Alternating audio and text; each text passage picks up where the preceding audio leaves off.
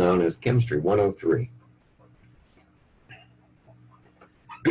Today we're going to look at we're going to have a discussion of a lab that we want to do in a virtual sense, principles of calorimetry. In your syllabus, that will be lab number 5. Okay, let's start with the basics. What do we mean? What does calorimetry mean? Well, for any of you who have studied anatomy and physiology or have had any EMT training, some of my students do have that type of training before they come into chemistry, will recognize the first part of that word. It's one of the Latin terms that is included in symptoms, actually signs of inflammation. They are calor,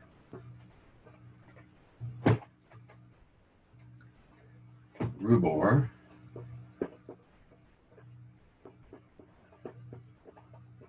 tubor, and I always forget this one.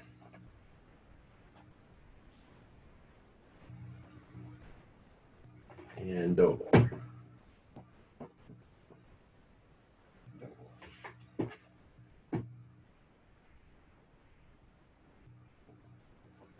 Okay. We're only interested in this one. Dolor is pain. Tubor is swelling. Rubor is redness. And this is the one we're interested in, is heat. Right? So when you've got an inflammation, say an infected wound, it will display these 4 characteristics. It'll hurt, it'll be swollen, it'll be red, it'll look red, and it'll be warm to the touch. Right? So we're interested in the heat.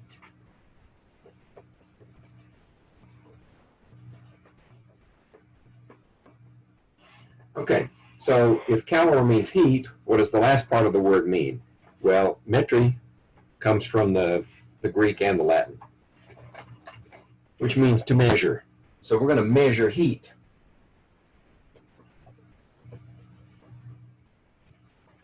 That means we're going to end up with numbers. And how do we measure heat? A basic measurement of heat requires a difference in temperature. Right? So we're going to do our experiment in such a way that we can measure a change in temperature.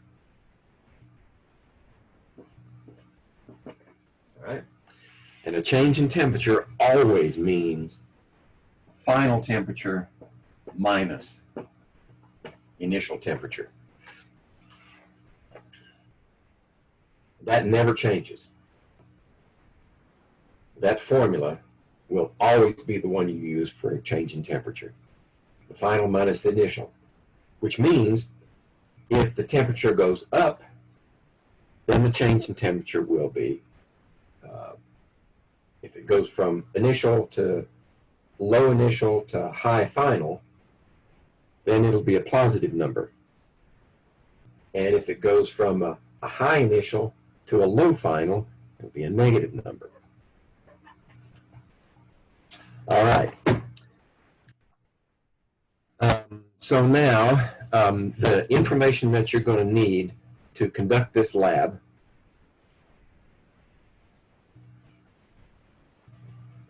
is located in Blackboard. And in Blackboard, you will have, as soon as I finish this video and upload it to Blackboard, you will have the video to look at. You'll also have the hard copy of the lab, which you'll have to download and print. Then you'll have the data,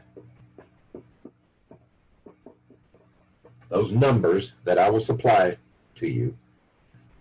And then there's an additional document called clarification of calculations.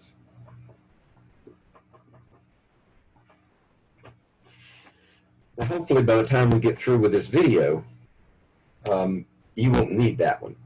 But it's there anyway if you want some backup, if you want something that's in writing to help you with calculations. Okay. So we know what we're looking for. We're looking for heat, and we're going to measure it in terms of a change in temperature. Right, but how do we do that? Well, we need a device. We need something within which we can conduct the experiment. And if we were doing this hands-on, I'd show you that device. But as it is, you're going to have to rely on the pictures that are in the method. And I'm going to draw a few here just to illustrate.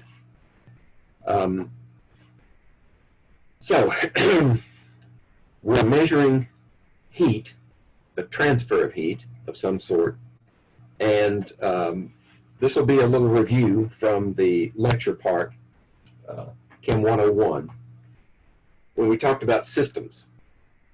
Right? So if you have you define your system, everything else is surroundings.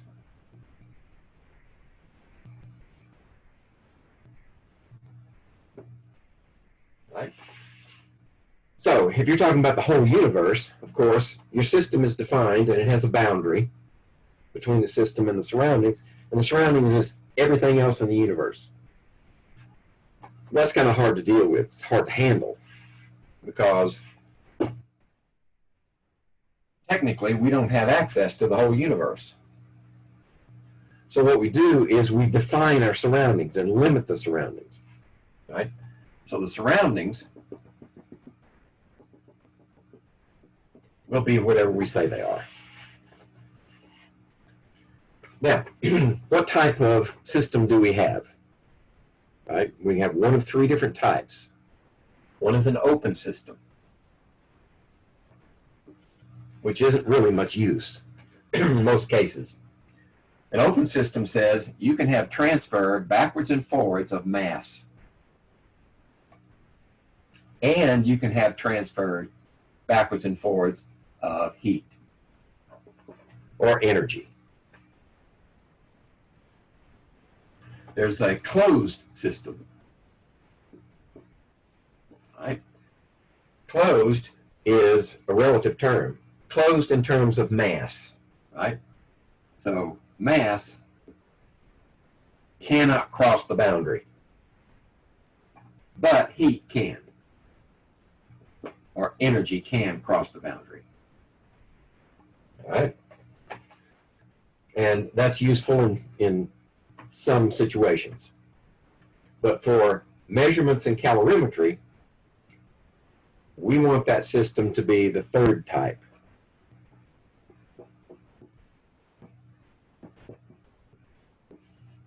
Isolated. That means that neither mass nor energy, well, let's be consistent, heat, neither one of those can cross that boundary. Our system is isolated. In other words, whatever happens in Vegas stays in Vegas. Now let's construct our device, which is, by definition, our system. So we have our device, and we want it to be constructed in such a way that nothing can cross that boundary, neither mass nor heat. Right? Nothing crosses that. So we make it out of styrofoam. Styrofoam. It's a cup, styrofoam cup. But we want to be extra sure that nothing crosses that boundary. So we put a cup inside a cup. Right? It's double insulated. Then we're going to have a lid, of course, because we can't let any mass enter or leave. Right? So once we put something in there and the experiment starts, we don't want any mass to be lost, any mass to be gained. We've already taken care of the heat with the styrofoam. Okay, so we can put stuff in here, but how are we going to measure the temperature? Well, we need a thermometer, right?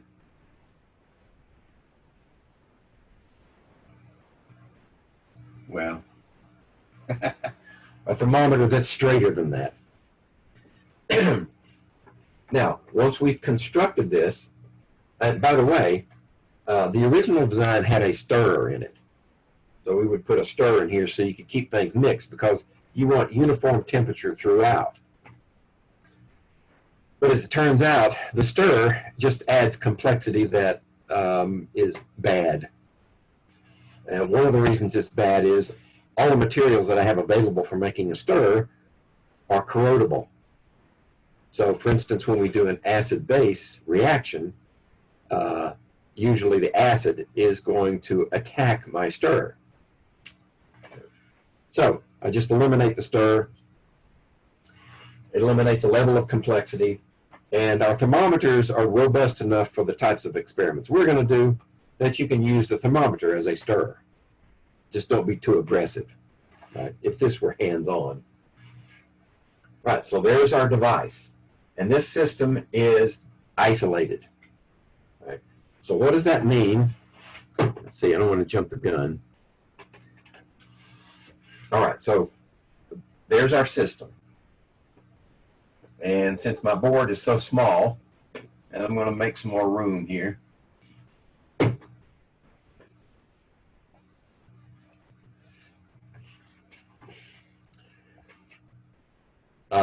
Since our system is isolated, that means that every change in heat that happens in that device, all of the changes have to add up to 0 because we can't change, we can't cross the boundary with heat.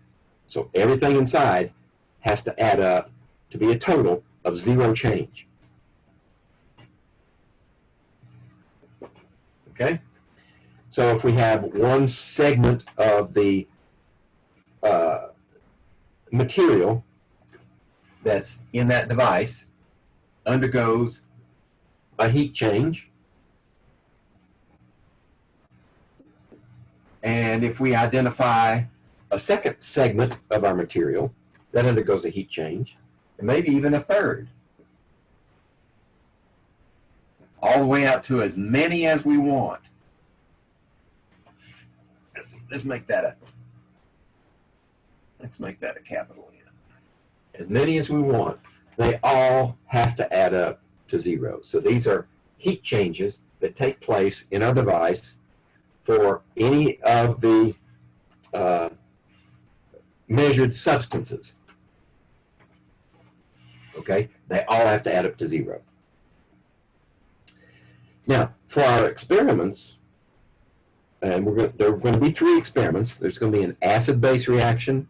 There's going to be a dissolving or heat of solution determination for both sodium carbonate in water and sodium hydrogen carbonate or sodium bicarbonate in water. So we need enthalpies of those reactions. Enthalpy for acid-base, enthalpy of solution for sodium carbonate, enthalpy of solution for sodium bicarbonate. Right?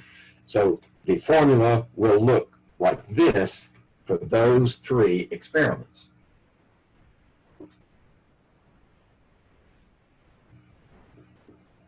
Whatever the reaction is represented by that change in heat. Then the solution, the aqueous part, will undergo a change. Right? And then there's a third part that we always have to take account.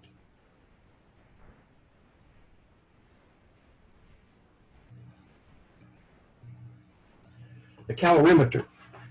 Right? We said the calorimeter is an isolated system. But within the calorimeter, you have masses that can absorb or release heat to either one of these, or from either one of those. So we have to take into account any heat changes that occur in the calorimeter. Okay? This will be consistent for each of the three experiments. The heat of reaction will be our unknown. Right? So this one will be the term that we solve for. We will be able to calculate what happens here and what happens here with the information we gather from the experiment. And then we'll just solve for that one. The problem is, how do we determine Q? Right? From the lecture, you remember that if you have a pure substance that's defined in terms of how much heat it can absorb per unit of mass, it has a specific heat value. We call that S. Right? The specific heat of substance, of a substance, is a number with units of joules per gram degree centigrade.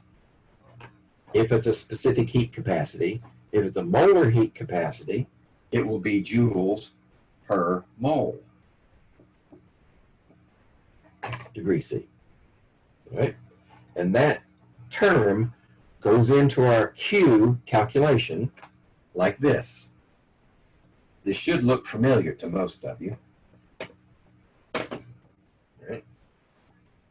So when we calculate Q for this type of substance, we have the specific heat capacity. Then we have a term that for specific heat capacity, this will be mass.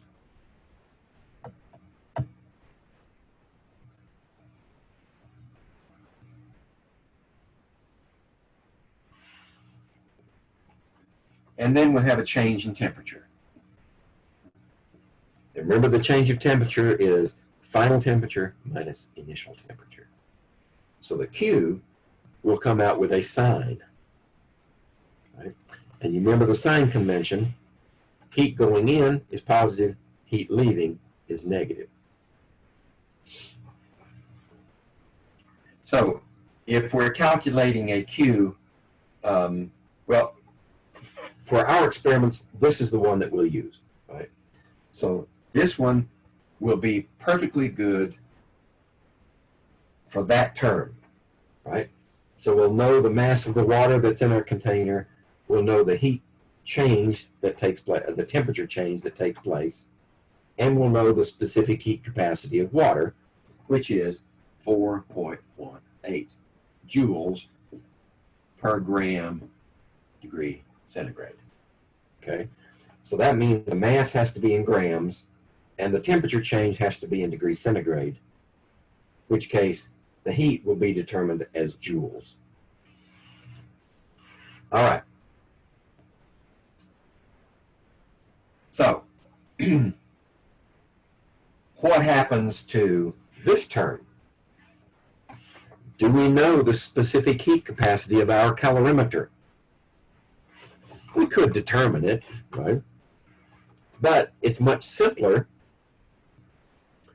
to just recognize that every calorimeter is different, right? Even styrofoam cups are not made uniformly. They're pretty close, but they're not close enough for our work.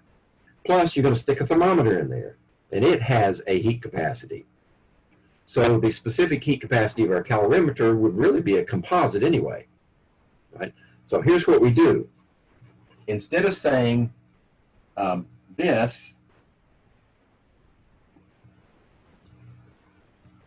for that term, we combine these two into another term, a big C. That's our calorimeter constant. And it's only good for that one calorimeter that you construct. So once you determine it for that calorimeter, you can't change it. You can't use a different thermometer. You can't change the lid. You can't change any of the cups. Once you determine that one for your calorimeter,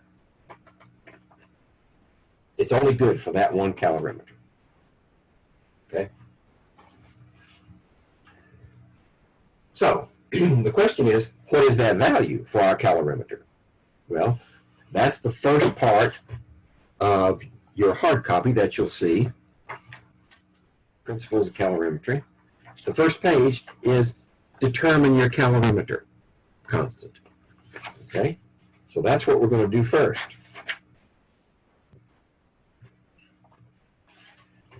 So here's how you do it. Let's make some more room.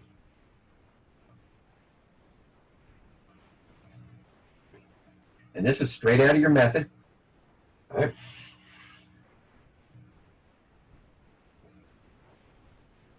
So in this case, what's our unknown going to be? Our unknown is going to be the calorimeter constant. Right? It's still an isolated system, so everything has to add up to 0. Right? But we're going to put hot water together with cold water and measure the effect of the calorimeter on that reaction, physical reaction. So there's going to be a heat change relative to the hot water, right? When you put hot water together with cold water, what happens? Well, does the hot water stay the same and the cold water get hot? Or does the cold water stay the same and the hot water gets cold? Neither. They both change and meet in the middle, right? They reach an equilibrium temperature that's between the temperature of the hot water and the cold water. Right? So the hot water is going to do something. It's going to decrease in temperature. And then the cold water is going to increase in temperature. And the calorimeter is going to contribute, either absorb some heat or release some, and that's what we determine by calculating its C value, its calorimeter constant. All right. So for this hot water, we do know that it's SM delta T, right? And this one is also SM delta T. And this one is big C delta T. Okay? So, this is a constant, 4.18 for both of them. Right? We're going to choose equal masses. It's just simpler that way. How do we know the mass of water? Well, we're going to assume that under most conditions, the density of water is 1 gram per milliliter. So if we take 75 milliliters, which is in the experiment, then we may assume that we have 75 grams. It's not exact, but it's close enough for our work. So this is going to be 4.18 joules per gram degree C. Oops. Carried away here. All right. Mass is 75 grams. Right. And the temperature change is part of the experiment. Right. So we don't know that yet. Is this temperature change the same as that one? No, because they start at different temperatures. They may end up at the same temperature, but they start at different temperatures. So the final temperature here, here, and here is the same. But the initial temperature here is different than the initial temperature here. And because of the way we set the experiment up, we put the cold water in the calorimeter first and let it settle and measure its temperature. That means the temperature initially is the same here and here. Okay. So this one is going to be another 4.18 times 75 times delta T, and then plus C delta T. Okay? So, let's see. I don't want to give everything away.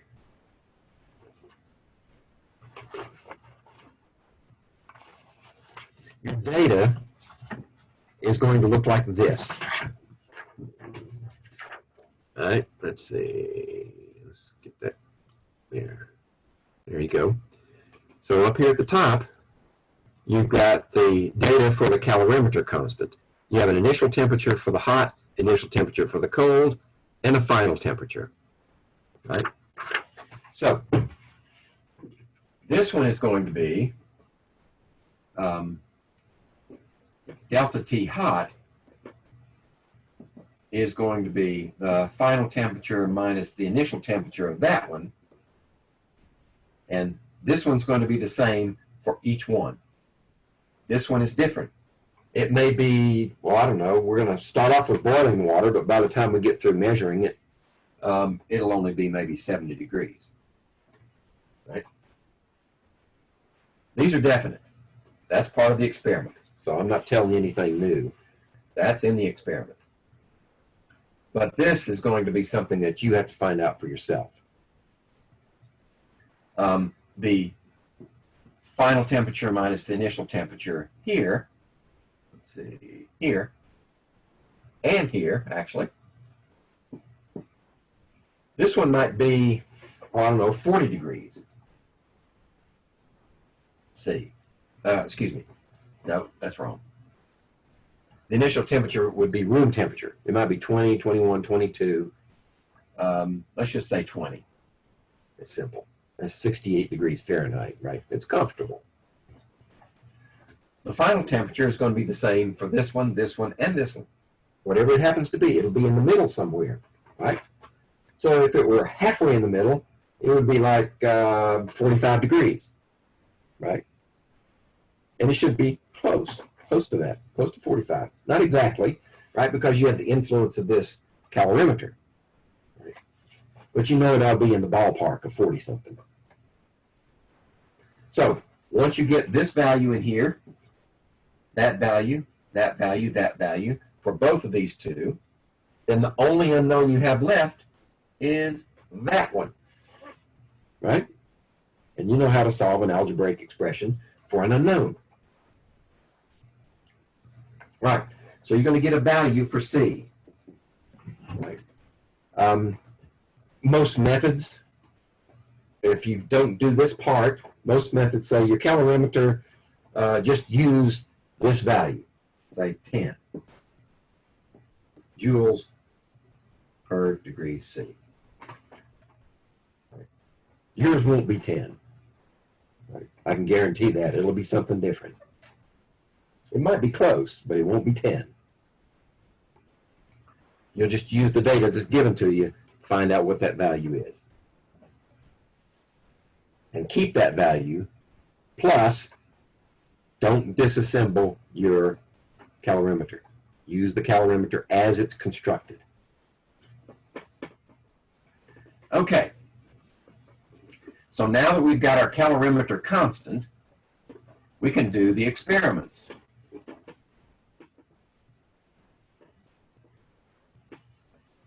All right. So what do our experiments look like? Well, the acid-base reaction is a special animal. All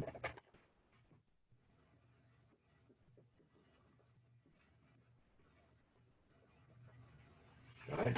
An acid-base reaction, remember, and I'm going to use the acid and base that are in the experiment to talk about it. All right. So we have a base here, which is aqueous, plus an acid,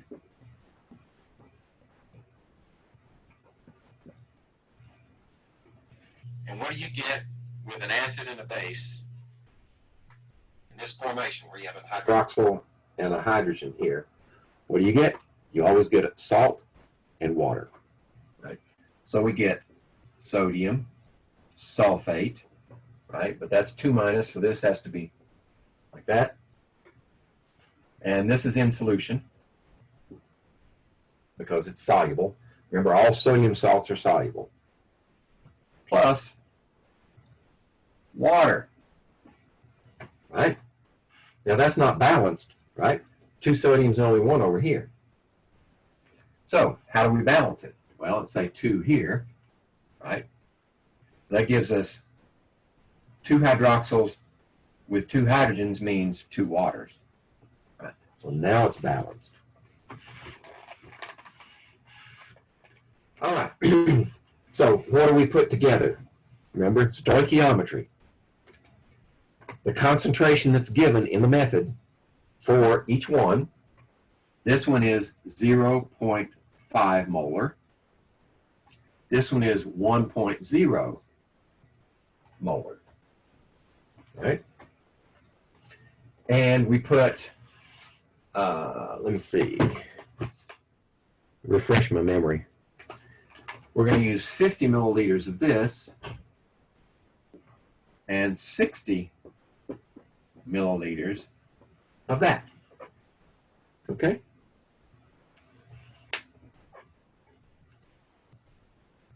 So, we're going to put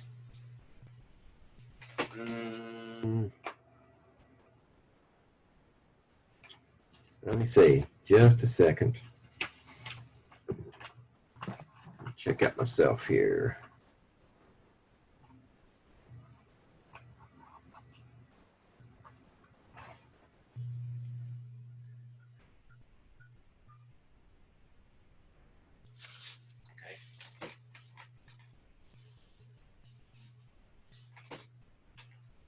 Now, the obvious question is, what's the stoichiometry here? Well, if we have 50 milliliters of 1 molar sodium hydroxide, we multiply those together, we get 50 millimoles, right, or 0.05 moles. Right? Change this to liters times 1, you get 0.05 moles of base. How much acid do you get? Well, 0.06 times 0.5 is what?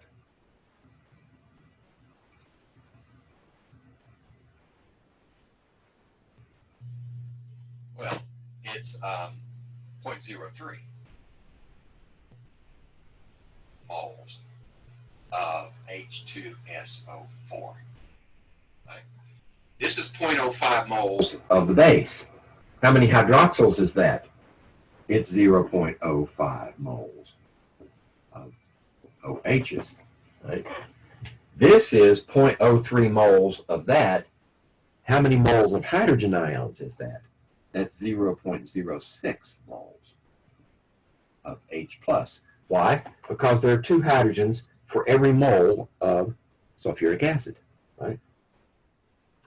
So when this tries to neutralize that, looks like the one of them is in excess, right? We got more of this than we need.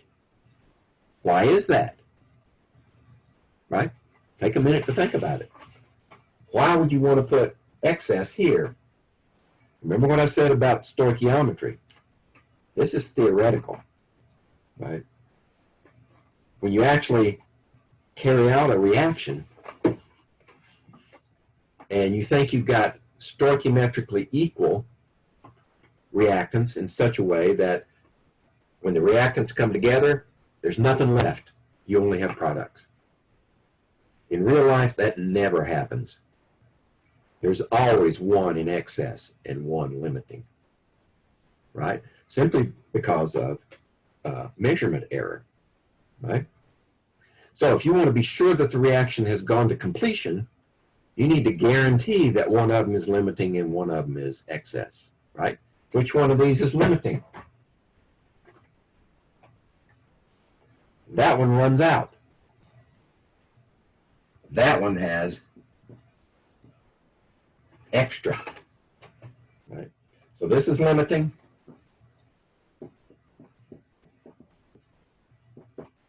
This is excess, and we do it for a very simple reason. We want the reaction to go to completion. Okay? So when we do that, how much water do we produce? Right? If you have 0.05 moles of OH, and the ratio is 1:1, how many moles of water do you produce? You produce whatever the limiting reactant says you can produce, right? Which means that you only have 0.05 moles water. Okay? So that's the stoichiometry of the reaction. You have that many moles of water. Now, why did I go to all this trouble? Right? Beating you over the head with stoichiometry. Because when you determine the heat of this reaction, you have to express it in terms that relate back to the reaction itself. And the best way for an acid-base reaction to be related so that you can talk about acid-base heats from one reaction to the next is in terms of a common product, right? Because you may have different acid, different base in a future reaction, but you'll always have water, right? So if we express the heat in terms of how much water, right? How many calories, old school, how many joules of heat per mole of water produced, then you can talk about one acid base against another acid base against another acid base. And the accepted value for that reaction is the same for every one. Why? Because what's the net reaction for an acid base? It's the same for every one. The net reaction is this plus this yields that. Every acid-base reaction, you end up with water. So there's an accepted value for that reaction, right? And it's on the last page of your hard copy, right? I'll show it to you. There's a table back there, right? Accepted values, right? Those accepted values, the bottom one here is for water, acid base, producing water. And it's the units of measure for this enthalpy of the reaction are in terms of joules per mole. Now in our case, it'll be joules per mole of water. For the other two reactions, it'll be joules per mole of the reactant, whatever went into solution, right? Joules per mole of sodium carbonate, joules per mole of sodium bicarbonate. All right? So in order to do the calculations, you need some information. All right? So you need the temperature, the initial temperature of this one. You need the initial temperature of this one.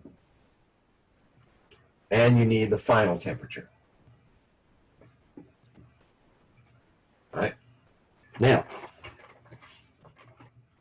if you can establish the initial temperatures, both the acid and base, the same, then you can treat them as a lump. Right? If you can't do that, then you have to separate the calculation into a Q for acid and a Q for base. It's doable, it's just a pain, right? So the data that I've given you establishes the initial temperature of the base and the acid are exactly the same. Whatever, 20, let's see, what is it? In this case, 21.5 degrees for both of them, right? So that being the case, we can have the Q term for the solution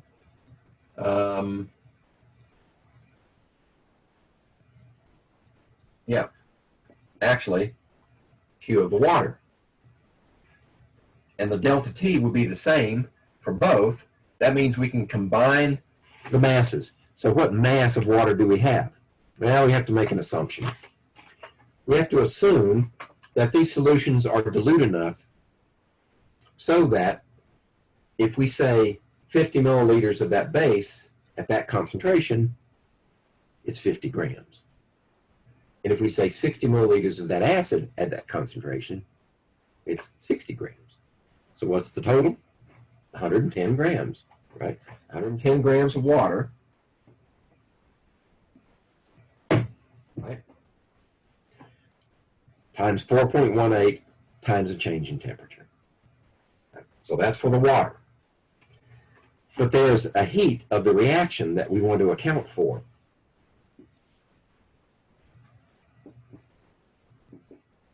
That's our unknown. And all this added together is still equal to 0 because we have an isolated system. And then we have to introduce what's the influence of the calorimeter. Well, the delta T for this one and the delta T for that one are the same, right? So if it changes 4 degrees, positive or negative, or depending on the reaction,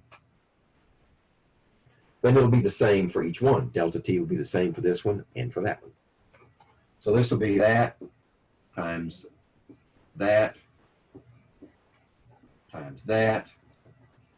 And this one will be whatever your C is, right? You'll put in a number there. We could put in 10 just to be arguing, for argument's sake.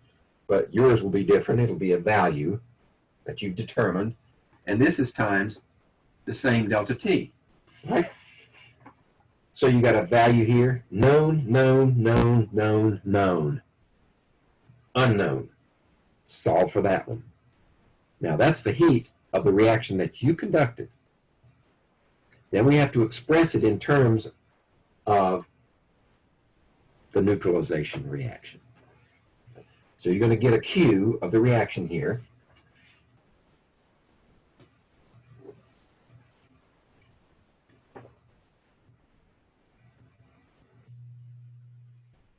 Let's do it this way. Each one of these experiments, 1, 2, and 3, you're going to determine the enthalpy for the reaction. This first one, acid-base, is actually a neutralization. That's a chemical reaction. The other two are basically physical. Well, depends on who you're talking to. You could call it a physical process, or it could be a chemical reaction because you're changing the state of the solid, sodium carbonate or sodium bicarbonate, into a liquid, well, in a solution. And in order to do that, the compound has to dissociate, has to break an ionic bond, and then those ions have to associate with water molecules. So technically, it's a chemical reaction. So the enthalpy of each of the reactions is in terms of the heat that you determine for the reaction divided by moles. Moles of something. In this case, it's moles of water divided by 0.05 moles of water. So whatever you get here, joules per mole of water. For the solubility experiments, you'll have a Q for that reaction. Could be positive, could be negative, right? If it's negative, it's exothermic reaction. If it's positive, it's endothermic reaction, which means if it's negative, the solution should get warmer. If it's positive, solution should get colder. And you'll have a sign here, whatever that happens to be, divided by the number of moles. So in the second experiment, sodium carbonate, you're going to have so many grams. Let's see, I'm giving it to you, so I'll just tell you what it is. 10.33 grams of sodium carbonate. You have to convert that to moles, right? You know how to do that? Molar mass, right? convert grams to moles, then stick the moles in here, divide it into the heat that you determined, and you get your enthalpy of that reaction. Do the same thing for sodium bicarbonate. It's a different molar mass, right? And it's a different mass, right? Sodium bicarbonate is 7.13 grams, right? So you use molar mass to convert that to moles, plug that in there for the heat for that reaction, and you get a value here, right? So each one of those three experiments has an accepted value that you can determine from the table on that last page. Compare those as a percent error and report that. Okay? So this is going to be the same for every one. You're going to determine a Q reaction for each one using the masses, right? Now, when you, let's say, when you do the next one,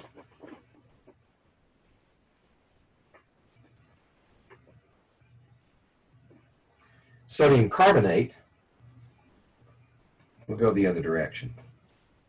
We'll leave that there and go up, right? So sodium carbonate will be,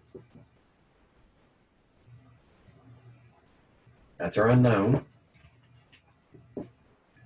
Then Q of the water, of course,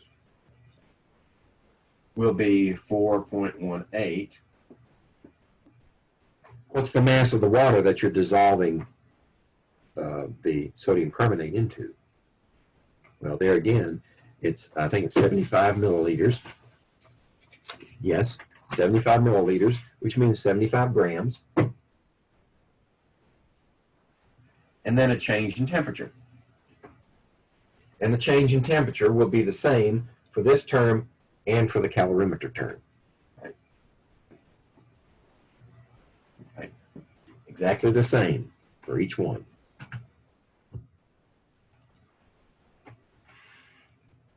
So then you solve for this one, determine the number of moles based on the mass of the sodium carbonate.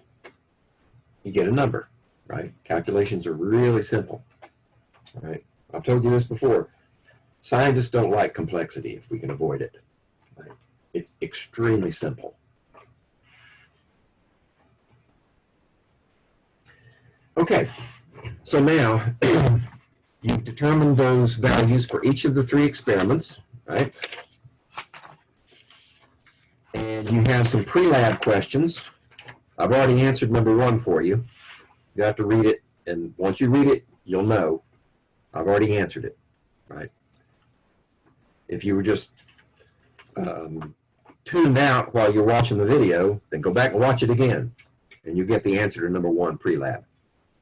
Number two is you're an engineer assigned to choose a material that will protect a spaceship from destructive heat when it re-enters the atmosphere.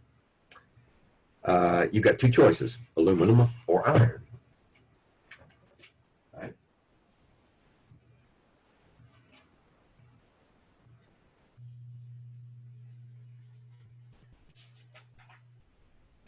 I can't press real hard on this board. It'll topple over. Let's see. There we go. All right. You got two choices, aluminum or iron, right? The molar heat capacity of aluminum is 24.35. 24.35 joules per mole degree C. Right? And iron is 25.1 joules per mole degree C. Okay? You got to determine based on that information. Now, we're not talking about mass, right? Everybody knows that you want the lightest possible space capsule to blast into the space because it takes energy to get there, right? So we're not talking about that. We're just don't even think about that part. We're focusing on the heat capacity. when you're coming back into the atmosphere, you want something that will absorb more heat with less change in temperature. Right? So which one of those would it be? Right? Which one of these can absorb more heat per mole with the same change in temperature? Right? Take a look at it. Right? This one's bigger than that one, okay? Which means what? Which means this one can take, for each mole of aluminum or mole of iron, this one can pick up 25 joules of heat with only 1 degree change in centigrade.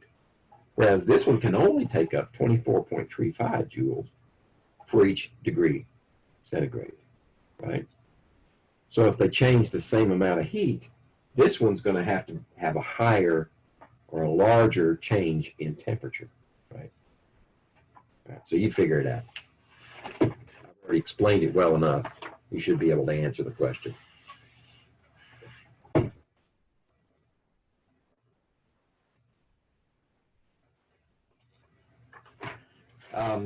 Number 3, the enthalpy of solution of sodium hydroxide is minus. So if we say sodium hydroxide solid goes to sodium hydroxide solution, the enthalpy of that process is minus 44.5 kilojoules per mole. So that brings up an interesting, well, a detail that you need to be aware of and take into account. For these 3 experiments, your answer initially is going to come out in the joules. Right? The heat change will be in joules. But if you look at that table on the last page, the values that are reported as accepted are in kilojoules per mole of each. Right? So when you get joules for your answer, for each of the Q values for each of those reactions, it would be a good idea to immediately convert them to kilojoules, even before you divide them by moles, so that your answer will be in kilojoules per mole. Right? You can't compare apples and oranges. They need to both be oranges. The accepted value is already oranges, kilojoules per mole. You need to change your apples, joules, into oranges, kilojoules. All right, so this one was reported as minus 44.5 kilojoules per mole. All right, then what's the question?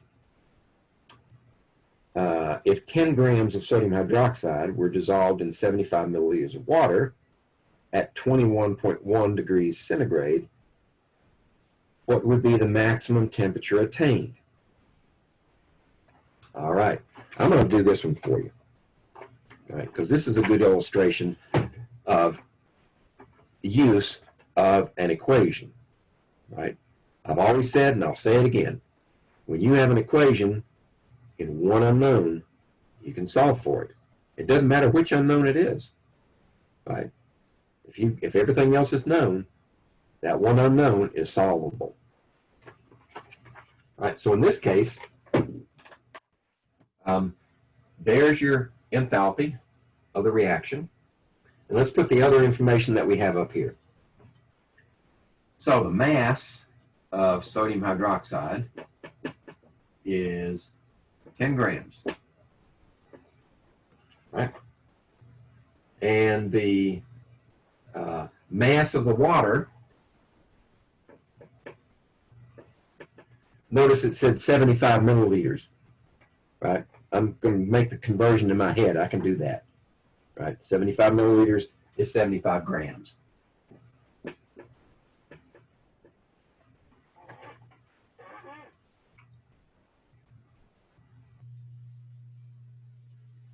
The initial temperature of the water is 21.1 degrees centigrade. What would be the maximum temperature? What are they asking? They're asking for the final temperature. That's the unknown. And they're also giving us the calorimeter constant. They're saying it's 10 joules per degree C. Okay? Now, what information did they not give us here? They did not give us the specific heat capacity of water, right? So that's the one that you would have to look up if you didn't already know it. Okay,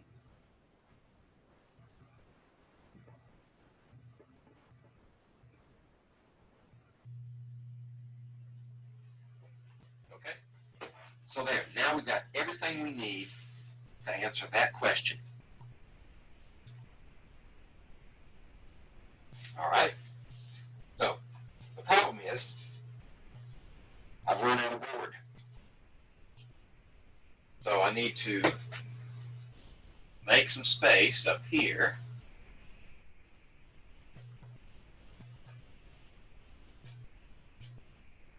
And start answering that question up here and put the information from here and there so that I can erase this and finish the calculation.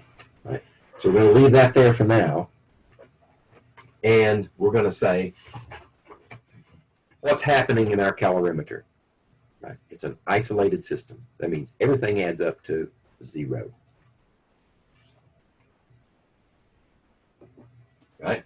So what are the Q values? Well, there's a Q of reaction. Right? There's a Q for the water here. And there's a Q for the calorimeter. Okay? So what's the Q for the reaction? Well, we don't have a value that we can put into our formula yet, because these terms are all joules, joules, joules. Even though we do a calculation within, the answer for each one has to be joules and nothing else.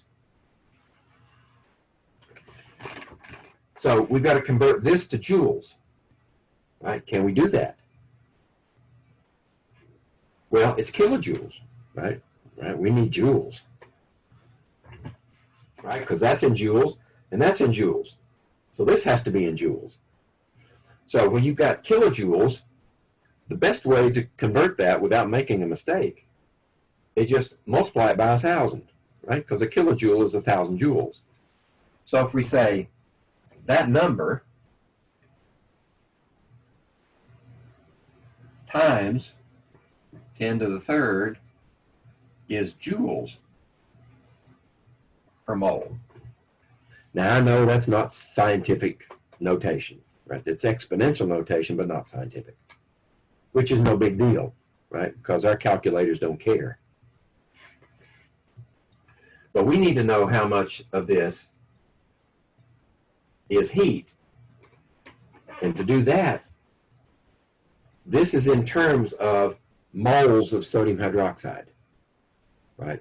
So we need to know how many moles of that we have. We've got 10 grams. How many moles does that represent? Well, remember, conversion factor, if we want to go grams to moles, we need to cancel the grams, leave us with moles. And remember, I've always told you, if you have grams and moles in the same expression as a quotient, molar mass. Right? So what's the molar mass of sodium hydroxide? Right? Well, we probably have to calculate it, don't we? Let's see. We need a periodic table. So what's sodium? Well, the 2 decimal places, it's 23. Right? 23 grams per mole. How about oxygen? Right? You ought to have this one memorized. To 2 decimal places. And hydrogen. So what is that? Well, all you need is a calculator. At this hour of the evening, I need a calculator. So So 23 and 16 and 1.01 is 40.01 grams per mole. All right, so 40.01. Why did I put it on the bottom? Right? Because this is a conversion factor. And remember what I said and proved it on the board in lecture. Every conversion factor is equal to 1. So it doesn't matter if you flip it. If you need it flipped, fine. Here it's on top. Here it's on the bottom. It's still 1. We need it on the bottom because grams cancel, leave us with moles. Right? So what does that mean for our calculation? That means 10 divided by 40.01, which is 0.2499. 0.2499 moles. Right? Remember what else I said? Don't throw away decimal places until the end. Right? We're going to do a calculation. Don't round it off yet. I mean, technically speaking, we could keep 3 decimal places, right? That would be 0.250. It might not make any difference, but you don't know that until the end, right? So keep all your decimals. All right, so that's how many moles of this we have. Now we can calculate how many moles or how many joules we have, because if we have this many moles and it's that heat per mole, multiply this times that.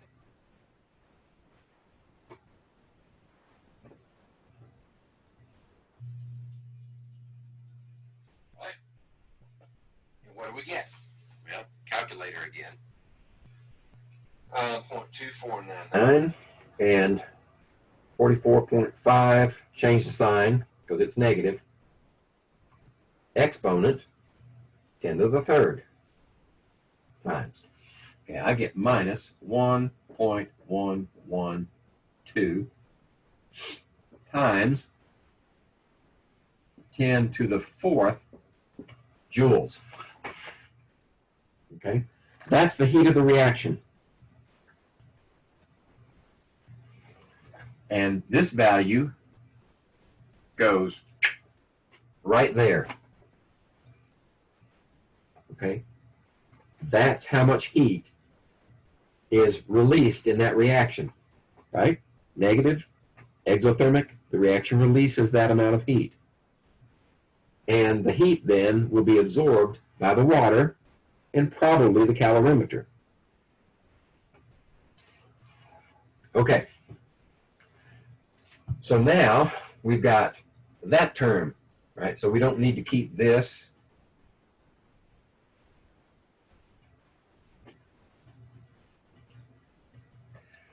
Or this.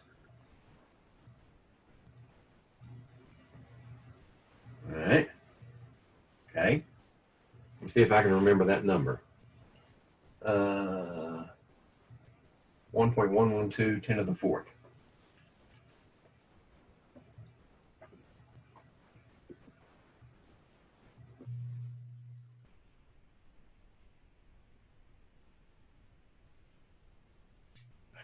That's this term right here. This term is specific heat. Right? So I don't need to put that up there, right? S 4.18. In fact, I'm even going to leave out the unit because I'm strapped for space. What's the mass of the water? 75 grams. What's the change in temperature? Final temperature minus initial temperature.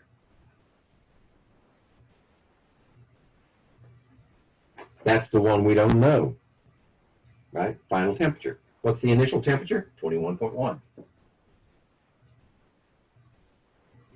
right. Then we got this term. What's the C? 10. Joules per degree C. What's the final temperature? We don't know that. What's the initial temperature? 21.1. Right. So now your equation is set up for you with one unknown. You can solve for it. Just be methodical. This stands alone. This times this then is multiplied by that, and it's also multiplied by that, giving you a negative sign. This multiplied by that, and then this multiplied by that gives you a negative sign. Take all the numbers, combine them. Take all the T sub f values, combine them. Right? You're going to have a number from this one, a number from that one, a number from this one. Put them all together. Then you're going to have a plus or a minus. Something times T sub f. Then you move the number to the other side of the equation. Then you solve for the unknown by dividing both sides by whatever times T sub f. Right? You should know this by now. Then you're going to get a value for T sub f, and that tells you the temperature. That answers the question. Right? So I've told you how to do it. You can do it. That's principles of calorimetry. Pre-lab questions. All right. This requires a formal report. Right? So you know the format. When you get to laboratory questions, the first 3 laboratory questions, you can just reference those to the body of the report, because question 1 is for the acid base, and it has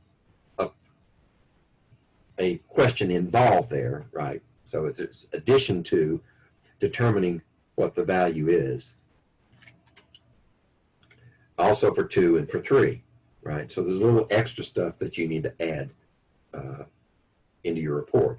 Not just do the calculation, but answer the question too. And then there are 2 more questions at the end. Right? Number 4 is make a hot pack. Right? Number 5, make a cold pack. In fact, if you look at these questions carefully, you'll see what to expect from your experiment. Because number 4 says, make a hot pack with sodium carbonate. What does that mean? That means that the reaction is exothermic. When it goes into solution, it gives off heat. Right? So that tells you that when you actually do the experiment, you should get a negative value. Number 5 says, make a cold pack with sodium bicarbonate. Right? So that means it gets cold, which means the temperature should drop, and the value should be positive for the experiment as you run it. Right? But 4 and 5 are working backwards from this one. They're giving you initial and final temperatures, but they're asking you what mass of sodium carbonate would you need in 500 mils of water to give you a temperature that they specify. And 5 is what mass of sodium bicarbonate would you put in solution of 500 mils to give you a decrease in temperature. Right? So it's the same equation, it's just a different unknown. Right? So they're going to give you the final temperature and the initial temperature, the mass of the water. Right? They're eliminating the calorimeter. They're saying the bag has no effect. This is just to simplify things. So you really only have 2 terms in 4 and 5. Just this one and that one. So when you solve for this mass is going to be the mass of the water, 500 grams. Right? You're going to solve for what's the heat of that reaction. Right? Now, how do you convert the heat of the reaction to mass? You use the accepted value for the enthalpy of the reaction. Right? And where's the accepted value? It's right here in that table. So once you determine how much heat is either produced or absorbed in the reaction, then you use that with the accepted value for the enthalpy of the reaction to find out how many moles of the compound need to be dissolved into 500 milliliters of water. Then all you have to do is convert moles to grams using the molar mass. Right? So it's working backwards from this one to get that answer for each one. Okay? I've told you enough. I'm not going to work it out for you. You guys are supposed to have enough brains to do it yourself. All right, so have we covered everything we need? I believe we have. And hopefully, I've been working on video quality, and hopefully the quality of this video is the best of all the ones I've produced. If you've seen any of my other ones, you probably will agree. At least I hope. Once the conversion is made and I post it on Blackboard, then I'll send everybody an email and you'll be on your own. All right, so there's calorimetry. I'm sorry we couldn't do it hands-on. Blame the coronavirus, right? And blame the state government and the college for shutting us down, right? If you want to blame somebody. There's no hands-on. I've just explained it to you. I give you the data, produce the report, and you get your grade. All right, good luck.